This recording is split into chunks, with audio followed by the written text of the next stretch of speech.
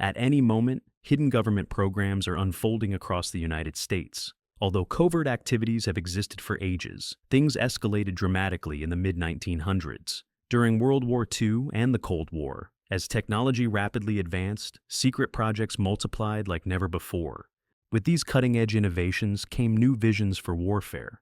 Battles were more destructive than at any point in history.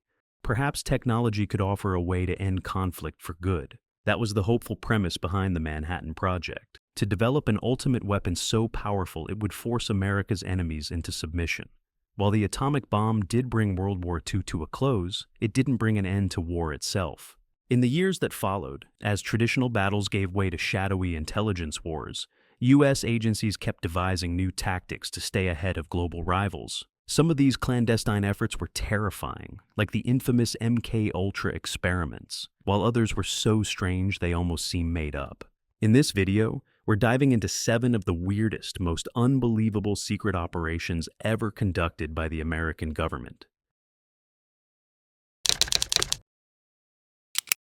The Cold War between the United States and the Soviet Union wasn't just about military might. It was a battle of technological supremacy. By the 1950s, both nations were racing to outdo each other, particularly in nuclear and space advancements. The United States had detonated the world's first nuclear bomb in 1945, but the Soviets quickly closed the gap, testing their own atomic weapon in 1949. The cycle continued. In 1952, the U.S. unleashed the first hydrogen bomb, and by 1955, the Soviets had followed with their own thermonuclear detonation. For much of the early nuclear arms race, the U.S. had the upper hand. In 1957, the Soviets pulled ahead in a different arena, the space race. They launched Sputnik, the first ever satellite to orbit Earth, stunning the world and dealing a psychological blow to the U.S.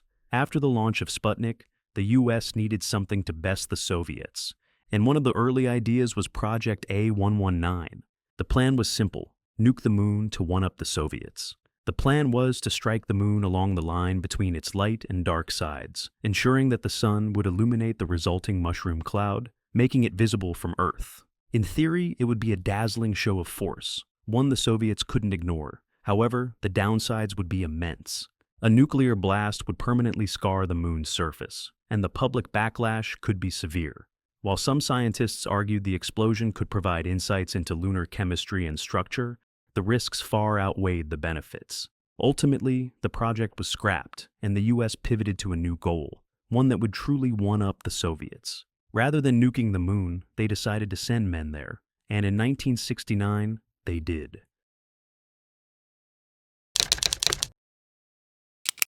Theories about UFOs have been around for as long as people have spotted mysterious objects in the sky. While many believe flying saucers are alien spacecraft, others have suggested that UFOs might actually be human-made. Though most scientists agree that no known earthly technology can perform the extraordinary feats often attributed to UFOs, that hasn't stopped some from trying. Enter Project 1794, a once classified U.S. Air Force program aimed at developing a real-life flying saucer. Launched in the 1950s, the project was a joint effort between the U.S. Air Force and the Canadian company Avro Aircraft. The goal was to build a supersonic, disc-shaped combat aircraft capable of intercepting and destroying Soviet bombers. The Air Force wanted this aircraft to reach the speed of 2,600 miles per hour, fly at altitudes of 100,000 feet, and be able to take off and land vertically. It was a bold vision, one that, at the time, seemed almost like science fiction. The military invested in similar other projects, such as the VZ-9 Avro car, which was another flying saucer-inspired aircraft. The Avro car was supposed to reach speeds of 300 miles per hour, but in reality, it barely hit 35 and struggled to lift more than a few feet off the ground. It was highly unstable, constantly pitching and rolling, making it virtually useless. The same fundamental challenges plagued Project 1794. The technology simply wasn't advanced enough to make a supersonic flying saucer a reality. By the early 1960s, the project was quietly shut down.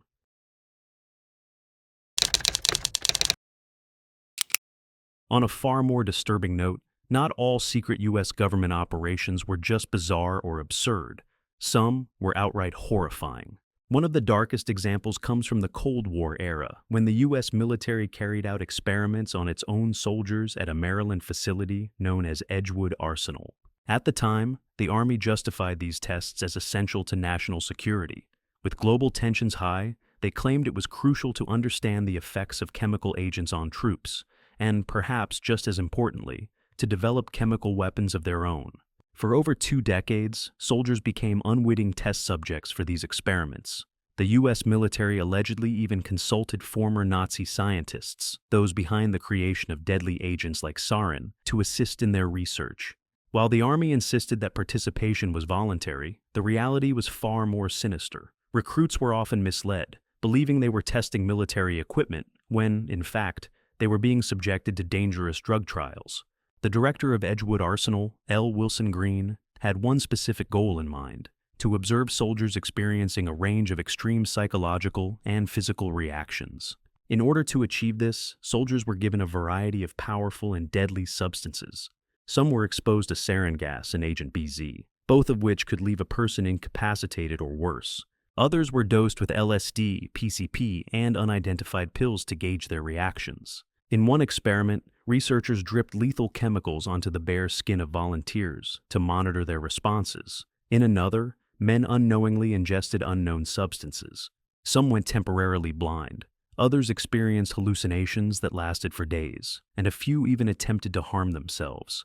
One soldier spent 6 weeks in the hospital after a psychotropic drug left him permanently paranoid. Among the most dangerous chemicals tested was sarin gas. In just 1 year of testing, 7 technicians required emergency medical care due to accidental exposure. Birds that happened to fly over the testing site often dropped dead mid-air, their bodies routinely cleared from the facility's roof. The human subjects didn't fare much better. Those administered sarin experienced uncontrollable muscle spasms, vomiting, and difficulty breathing. The Edgewood experiments finally came to an end in 1975, after a congressional investigation exposed the program's unethical recruitment tactics and its blatant disregard for informed consent. While the program itself ended, the suffering of those who endured it did not.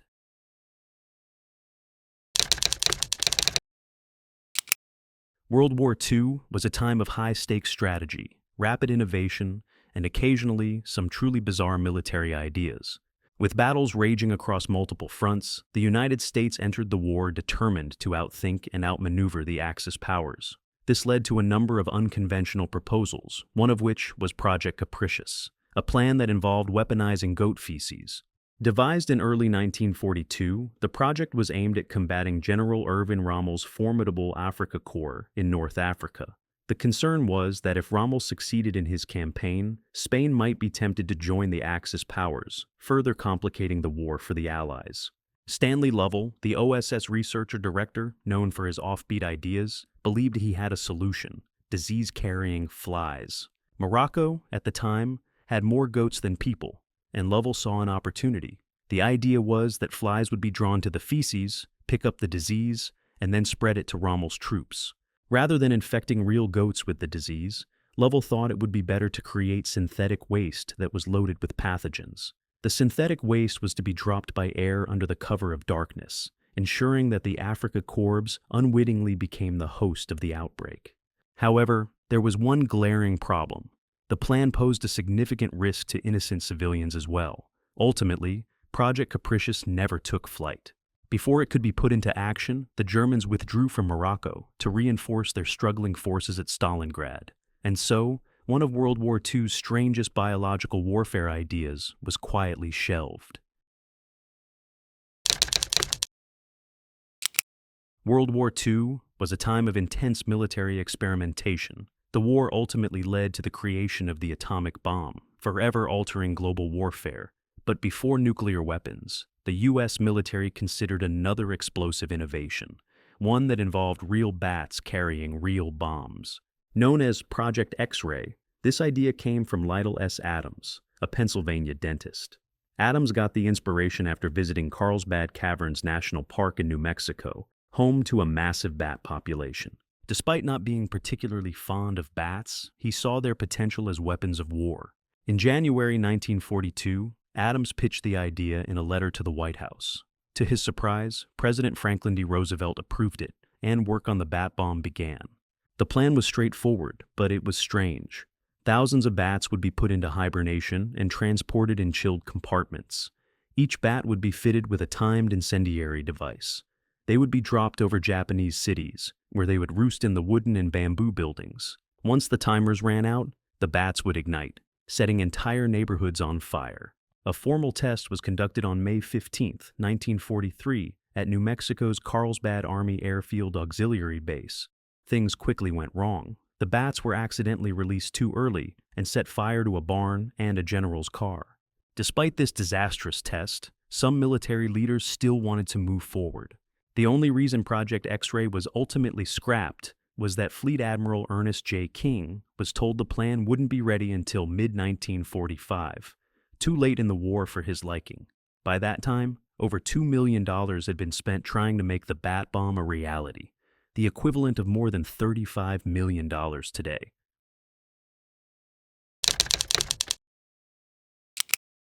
The U.S. military didn't just consider nuking the moon. At one point, they also wanted to use nuclear explosions to dig a harbor in Alaska. In the late 1950s, the United States seemed a little too eager to solve problems with nuclear detonations. One example was Project Chariot, a 1958 proposal to use atomic bombs to create an artificial deepwater port on Alaska's Chukchi Sea.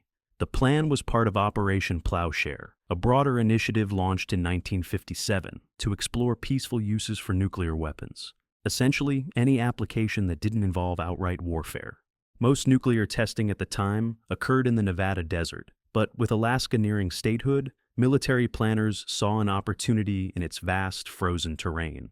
The idea was to detonate 5 thermonuclear bombs to carve out a harbor, allowing for easier coal exports during the 3 months of the year when the waters weren't frozen. Unsurprisingly, the plan faced strong opposition. Local indigenous communities, many of whom still lived in sod houses, feared the detonations would devastate their way of life. Their survival depended on hunting caribou, fishing, and whaling, all of which would be severely impacted by nuclear explosions. Scientists also raised concerns. Even the Atomic Energy Commission admitted that predicting the outcome of a nuclear blast in the Chukchi Sea required a great stretch of one's imagination. By 1962, Project Chariot was officially abandoned, but behind the scenes, the government quietly continued nuclear-related experiments in the Arctic. In secret, radioactive materials were buried in a dozen test pits, studied for their effects on the permafrost, and later reburied in a shallow mound. This covert testing remained hidden for decades, until University of Alaska researcher Dan O'Neill uncovered it in the early 1990s. Outrage followed when locals learned of the radioactive dump site. The site sat directly in the middle of traditional hunting grounds, in an area with one of the highest cancer rates in the country. The revelation sparked a cleanup effort that lasted 2 decades, finally concluding in 2014. The government wrapped it up with a weak apology, but the damage had already been done.